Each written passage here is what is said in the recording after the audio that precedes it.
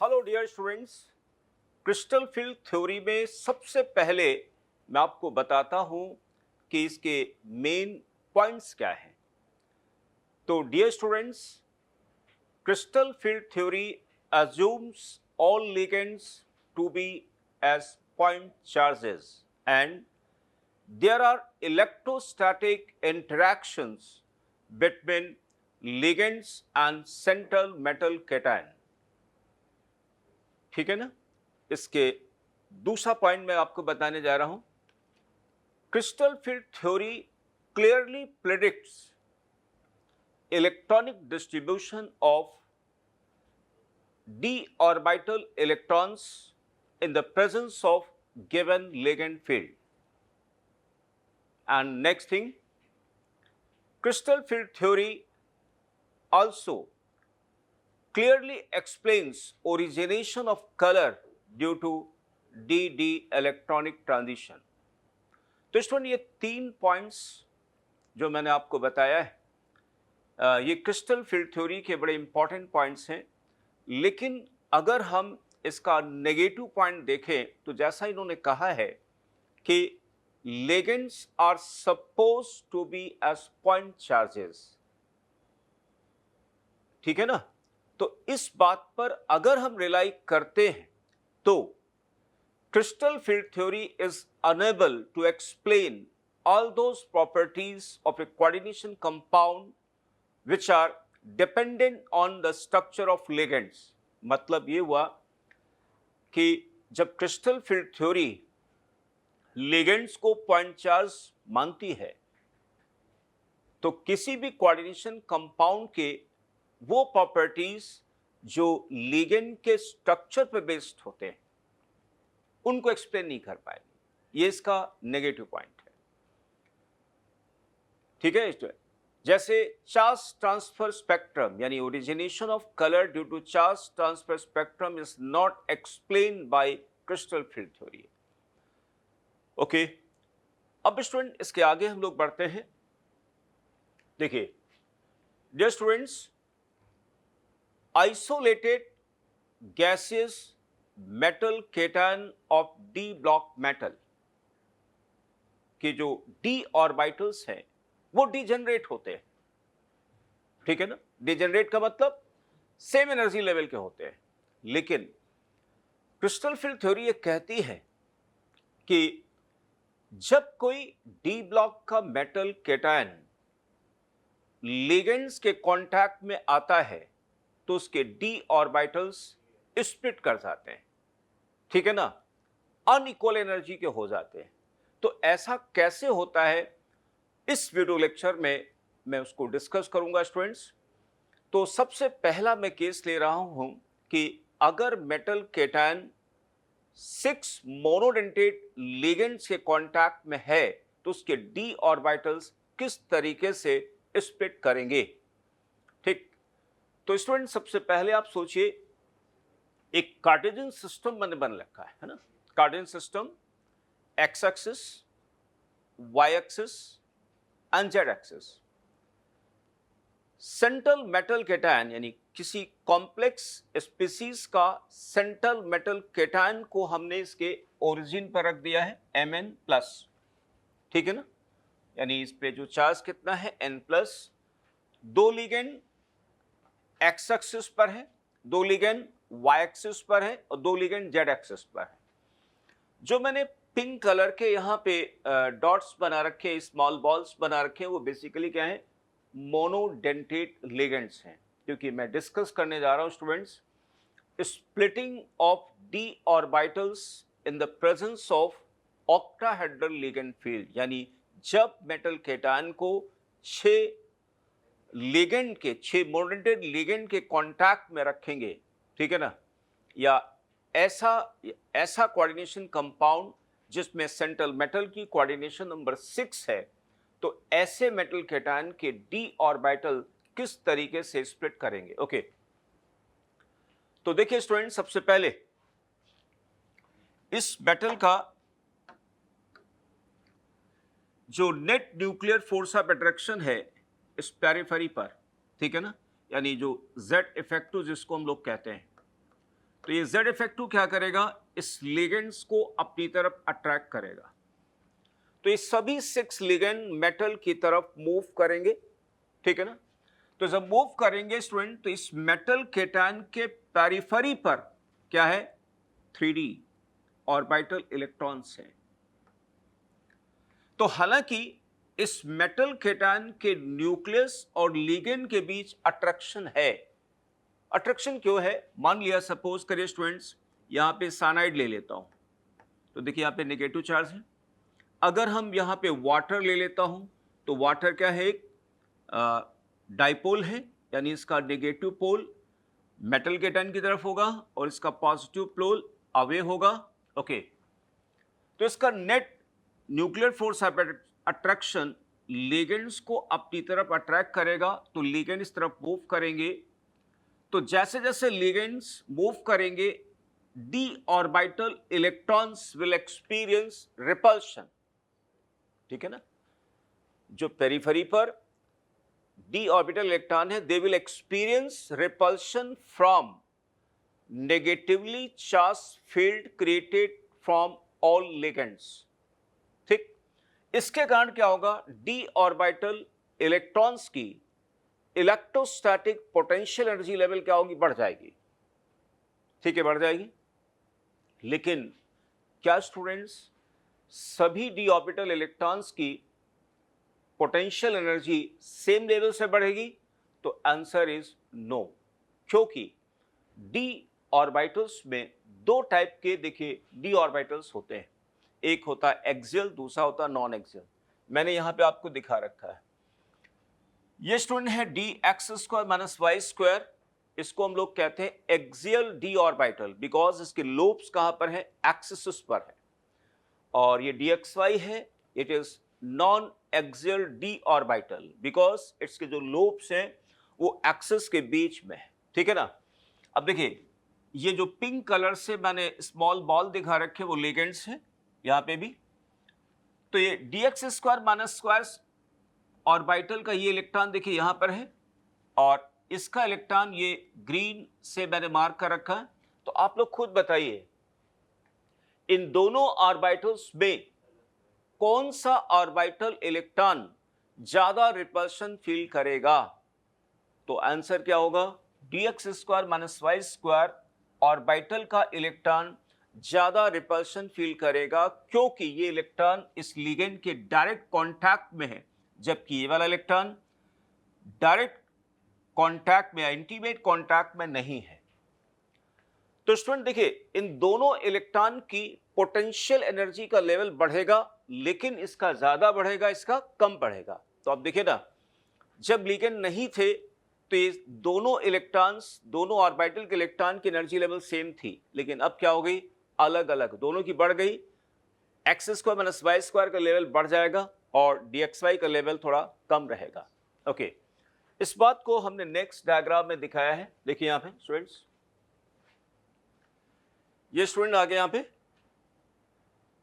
Degenerate D orbitals of isolated gases metal cation, मतलब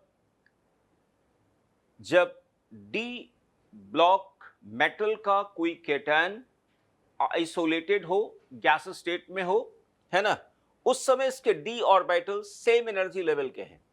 लेकिन जैसे इसके कांटेक्ट में, यानी ये जैसे ये मेटल केटायन ऑक्टाहेड्रल लिगेंड के कांटेक्ट में आता है ना, या इस मेटल केटायन को किसी कोऑर्डिनेशन कंपाउंड में रखें जिसमें उसकी कोऑर्डिनेशन नंबर 6 हो जाए, तो जानते हो क्या होगा स्टूडेंट्स? अब देखिए क्या होगा यहां पे, dxy, yz and zx in orbital के इलेक्ट्रॉन बराबर का रिपल्शन फील करेंगे और कम फील करेंगे then dx square minus Y square and dz square. इन दो ऑर्बिटल के इलेक्ट्रॉन आपस में बराबर का रिपल्शन फील करेंगे और ज्यादा फील करेंगे than dxy, yz and zx। इसलिए स्टूडेंट देख पा रहे होंगे आप लोग, इनकी एनर्जी लेवल इस लेवल से क्या होगी, बढ़ गई, इसकी भी बढ़ी और इसकी बढ़ी, लेकिन इनकी कम एनर्जी लेवल बढ़ी, इनकी ज्यादा बढ़ गई, यानी टूट गए। और अनइक्वल एनर्जी के कारण क्या होगा, स्प्लिट कर गए, 2 पार्ट में स्प्लिट कर गए। इनको हम लोग कहते हैं T2G। T2G का मतलब होता है T फॉर ट्रिपल डीजेनरेट, 2 का मतलब 2 फोल्ड सिमेट्री एंड G का मतलब जेरेट, ठीक है ना।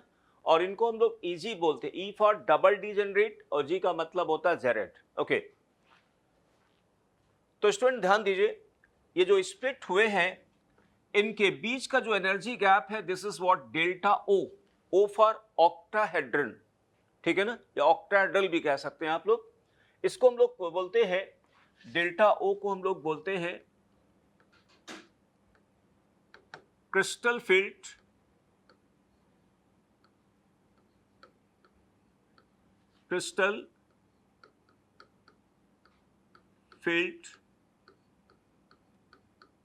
स्प्लिटिंग पैरामीटर,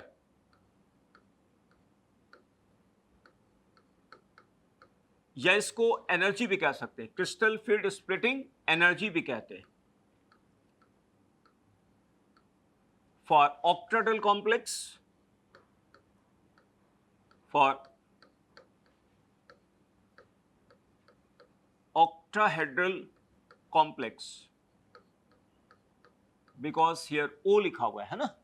अच्छा, तो इनके बीच का गैप वो आ गया, इसलिए मैं देखिए यहां पे लिखा हुआ है splitted d orbitals in octahedral ligand field, ठीक।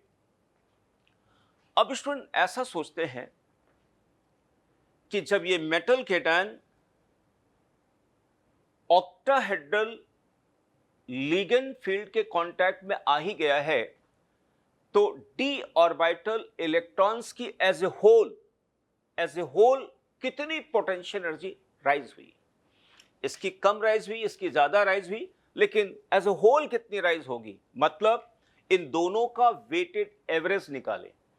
वेटेड एवरेज का मतलब यह हुआ कि एक ऐसा एनर्जी लेवल है ना इन दोनों के बीच जो यहां पर आएगा, ठीक है ना, वो as a whole D orbital electron की पोटेंशियल एनर्जी का लेवल होगा। तो इसमें क्या करेंगे, ठीक है ना, उस लेवल को हम लोग कहते हैं बैरी सेंटर कहा जाता है, इसको कहते हैं बैरी सेंटर कहा जाता है। इसको ऐसे भी एक्सप्लेन कर सकते हैं कि इन दोनों के बीच एक ऐसा पॉइंट होगा जहां पर देखिए यहां पे मैक्सिमम कितने इलेक्ट्रॉन अकोमोडेट हो सकते हैं, 4। तो 4 इलेक्ट्रॉन की एनर्जी लेवल को लोअर करेंगे तो एनर्जी क्या होगी, रिलीज होगी। जो एनर्जी इसको लोअर करने पे रिलीज होगी वो एनर्जी यूटिलाइज हो जाए, इनमें टोटल 6 इलेक्ट्रॉन है, इन 6 इलेक्ट्रॉन को उठाने में, यानी इन 4 इलेक्ट्रॉन को लोअर करने में जितनी एनर्जी रिलीज होगी वही एनर्जी यूटिलाइज हो जाएगी इन 6 इलेक्ट्रॉन को राइज करने में। तो इन दोनों का वेटेड एवरेज आ जाएगा, और इसको हम लोग कहते हैं बैरी सेंटर, या इसी को अक्सर ये भी कहा जाता है, जैसे एनसीईआरटी में और अंदर बुक्स में लिखा हुआ है कि डीजेनरेट और D orbitals in spherical field of 6 ligand. इसका मतलब एक और हम लगा सकते हैं स्टूडेंट कि जैसे इस वक्त ये लिगेंड्स पॉइंट चार्जेस में है, इसको आप ऐसे सोचिए, इन 6 लिगेंड पर जितना चार्ज है उस पूरे चार्ज को हम एक हॉलो स्फीयर के सरफेस पर स्प्रेड करा दूं और उसके सेंटर पर मेटल केटायन को रख दूं, तो अब इस स्फेरिकल फील्ड में उसके डी ऑर्बिटल इलेक्ट्रॉन्स की जो पोटेंशियल एनर्जी का लेवल होगा, वही लेवल को हम लोग ये क्या कहते हैं, बैरी सेंटर कहा जाता है। इसीलिए मैंने इसको सिंपल तरीके से समझाया कि इन दोनों का एक वेटेड एवरेज होगा, यानी एज अ होल पूरे डी ऑर्बिटल इलेक्ट्रॉन की इलेक्ट्रोस्टैटिक पोटेंशियल एनर्जी का लेवल क्या होगा, तो ये है। ओके, अब इसी तरीके से इस पार्ट को कैसे डिवाइड किया गया, इसको हम बोलेंगे 3/5 डेल्टा ओ, क्योंकि इस बैरी सेंटर से ईजी ऑर्बिटल के इलेक्ट्रॉन की एनर्जी लेवल 3/5 डेल्टा ओ से बढ़ेगी, जबकि इस लेवल से क्या होगी, T2G ऑर्बिटल इलेक्ट्रॉन की एनर्जी लेवल क्या होगा, डिक्रीज होगी, किससे, -2/5 डेल्टा ओ।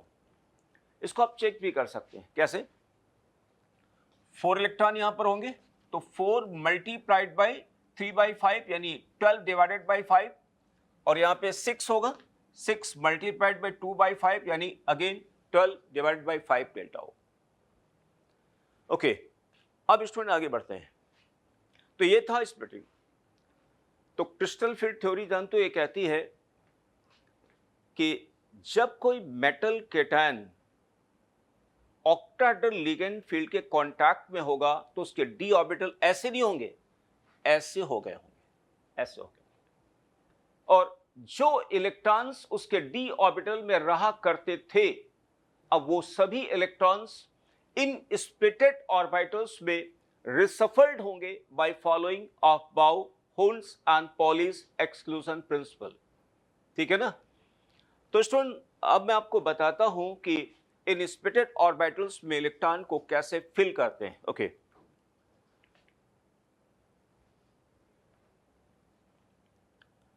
देखिए स्टूडेंट्स, यहां पे एक और बात आपको बता दें, फिर मैं इस पे आता हूं।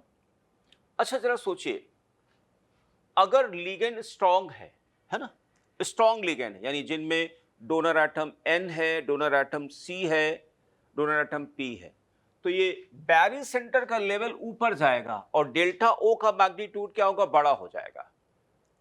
स्ट्रॉन्ग लिगेंड की प्रेजेंस में डेल्टा O का मैग्नीट्यूड बड़ा होगा, जबकि वीक फील्ड लिगेंड में इसका लेवल कम होगा। ठीक है ना। अब हम वापस आ जाते हैं, जिसको मैंने यहां पे दिखा रखा है बेटा। देखिए यहां पे लिखा है WFL। WFL का मतलब वीक फील्ड लिगेंड, SFL का मतलब स्ट्रॉन्ग फील्ड लिगेंड। तो यहां पे डेल्टा O का मैग्नीट्यूड कम होगा, जिसको मैंने यहां पे कम दिखाया, यहां पे डेल्टा O का मैग्नीट्यूड ज्यादा होगा। Okay,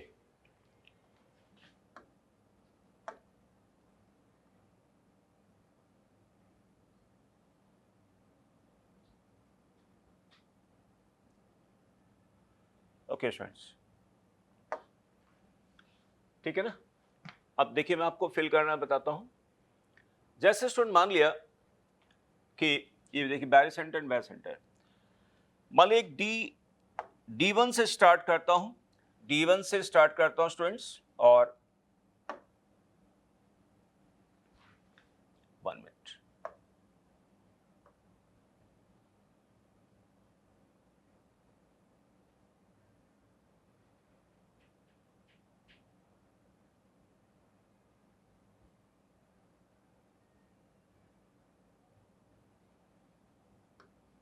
okay. मान लीजिए स्टूडेंट्स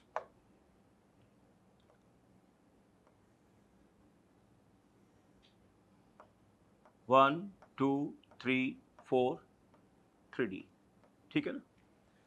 सपोज करिए स्टूडेंट्स एक ऐसा मेटल केटायन है जिसके डी ऑर्बिटल में एक इलेक्ट्रॉन है। देखिए एक इलेक्ट्रॉन है, ठीक है ना, एक इलेक्ट्रॉन है। तो उस इलेक्ट्रॉन को हम लोग कैसे फिल करेंगे स्टूडेंट्स? अकॉर्डिंग टू ऑफ-बाउ रूल सबसे लोअर एनर्जी लेवल इसमें इलेक्ट्रॉन यहां पर आएगा, और अगर SFL है तो इसमें इलेक्ट्रॉन यहां पर आएगा। दिस इज व्हाट T2G है ना, T2G हो गया, ये T2G हो गया, और इसको हम लोग EG बोलते हैं, ये EG हो गया। अब मान लीजिए स्टूडेंट्स सेकेंड इलेक्ट्रॉन है यानी D2, यानी कोई ऐसा मेटल केटायन है जिसके 3D ऑर्बिटल में 2 इलेक्ट्रॉन है। तो देखिए 2 हो गया, तो यहां पे 2 हो गया एंड 2 हो गया, ठीक है ना। देखिए अगर किसी मेटल केटायन के 3D ऑर्बिटल में 2 इलेक्ट्रॉन्स हैं तो WFL एंड SFL दोनों में इलेक्ट्रॉनिक डिस्ट्रीब्यूशन एग्जैक्टली सेम है और वैसे ही सेम है जैसा कि यहाँ पे ग्राउंड स्टेट में है। इसलिए स्टूडेंट्स है तो ये दोनों हाई स्पिन, लेकिन यहाँ पे हाई स्पिन और लो स्पिन हम लोग नहीं लिखते हैं, ठीक है ना। फिर स्टूडेंट्स आगे देखिए, मान लिया D3 ले लेता हूं, ये D3 आ गया, ये D3 हो गया, D3 again WFL and SFL दोनों में इलेक्ट्रॉनिक डिस्ट्रीब्यूशन एग्जैक्टली सेम है और बिल्कुल वैसे ही है जैसे कि यहां पर ग्राउंड स्टेट में है, यानी अगेन हम लोग यहाँ पे, हालांकि ये भी हाई स्पिन वो भी हाई स्पिन का केस है, लेकिन हम लोग यहाँ पे लिखते नहीं है। अब मान लिया सपोज करिए चौथा इलेक्ट्रॉन यहाँ पे है D4, ठीक है ना। अब फोर्थ इलेक्ट्रॉन के लिए स्टूडेंट्स दो ऑप्शन है।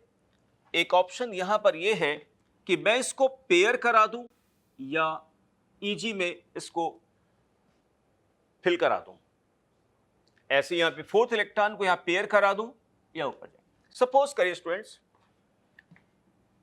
यहां पे जो मैंने P लिखा है, P का मतलब होता है mean pairing energy of electron.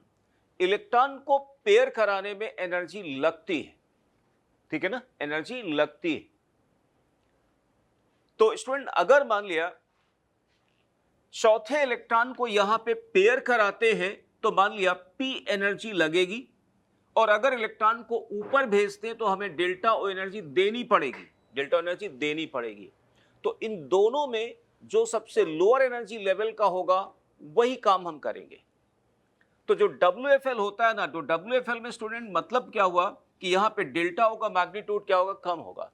Delta ओ का मैग्नीट्यूड कम होता है, इसलिए स्टूडेंट पेयरिंग एनर्जी ज्यादा होगा और डेल्टा ओ का मैग्नीट्यूड कम होगा, इसलिए चौथा इलेक्ट्रॉन स्टूडेंट यहां चला जाएगा और यहां पर पेयरिंग एनर्जी कम लगेगी, यानी इलेक्ट्रॉन को पेयर कराना हमारे लिए आसान होगा, एक इलेक्ट्रॉन को ईजी में भेजना हमारे लिए क्या होगा, ज्यादा एनर्जी डिमांडिंग प्रोसेस होगा, इसलिए यहां पर आ गया।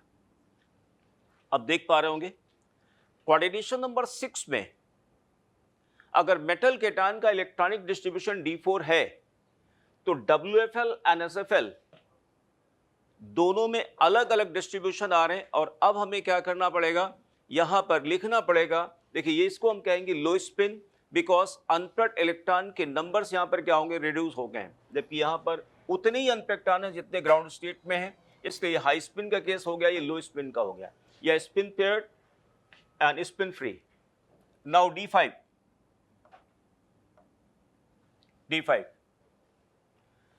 में नेक्स्ट अगला इलेक्ट्रॉन आ जाए स्टूडेंट यहां पर, ठीक है, ये D5 again low spin, spin paired, high spin, spin free. Now D6 electron student, next electron will start pairing from here, electron यहां low spin, spin paired, high spin and spin free complex, क्योंकि जितने अनपेक्टान ground state में उतने अनपेक्टान यहां है, यह high spin हो जाएगा, ये लो स्पिन हो जाएगा। ये D6 हो गया स्टूडेंट। नाउ D7 हो गया। नेक्स्ट इसमें इलेक्ट्रॉन स्टूडेंट यहां पे जाएगा, हालांकि ये इलेक्ट्रॉन का माइग्रेशन हो जाता है। अब देखिए again electronic distribution WFL SFL का अलग अलग है, लो स्पिन, हाई स्पिन। ऐसे आप मैग्नेटिक मोमेंट भी निकाल सकते हैं, है ना। ओके, जैसे इस समय मैग्नेटिक मोमेंट इसका कितना आएगा 3.87, इसका मैग्नेटिक मोमेंट कितना आएगा 1.87, लो स्पिन। नाउ स्टूडेंट D8 में ये हो गया, यहां पे D8 हो गया। अब देखिए D8 में जानते हो क्या हो रहा है, WFL एंड SFL दोनों में इलेक्ट्रॉनिक डिस्ट्रीब्यूशन एग्जैक्टली सेम आ रहा है और वैसे ही आ रहा है जैसा कि ग्राउंड स्टेट में है।